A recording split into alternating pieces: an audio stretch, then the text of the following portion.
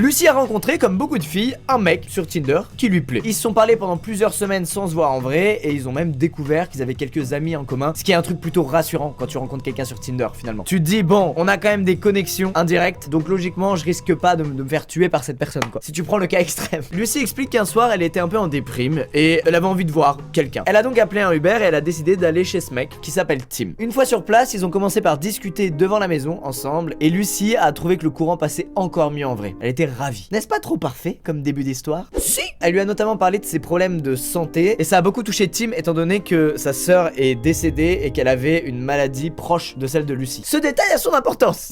Ils sont donc rentrés dans la maison et en entrant, première remarque de Lucy, la maison ressemblait en gros à une sorte d'unité de stockage mais avec plein de trucs partout, très encombré. Tim l'a alors emmené dans sa chambre pour Netflix and chill, vous connaissez? Ils se sont posés dans le lit, ils ont parlé pendant pas mal de temps. La soirée se finit normalement et tous deux s'endorment dans le lit de Tim. Et elle a aucune remarque spéciale à faire à part que c'était un peu féminin comme déco etc. Mais bon, il fait ce qu'il veut. Mais alors, où ça cloche Lucas? Attendez qu'elle se réveille. Lucy se réveille vers 10h du mat à cause d'une horrible odeur. Elle explique que ça sentait comme s'il y avait 1000 rats décédés sous le plancher de la maison. La nuit étant passée, Lucy n'avait plus d'alcool dans le sang, elle avait totalement décuvé et elle avait donc un meilleur sens de l'observation. Elle se met à regarder autour d'elle et elle remarque que dans la penderie, il n'y a que des vêtements de filles. Elle va d'abord se dire que Tim a une copine et que c'est les fringues de sa copine et que du coup il a trompé sa meuf avec elle et c'est chaud. Elle s'est alors assise sur le lit et elle a regardé l'oreiller sur lequel elle venait de passer la nuit. Et elle constate qu'il n'y avait pas de thé d'oreiller sur l'oreiller et que surtout il y avait du sang, du vieux sang séché, comme si quelqu'un avait toussé du sang sur son oreiller en pleine nuit. Et c'est là qu'elle a une sorte de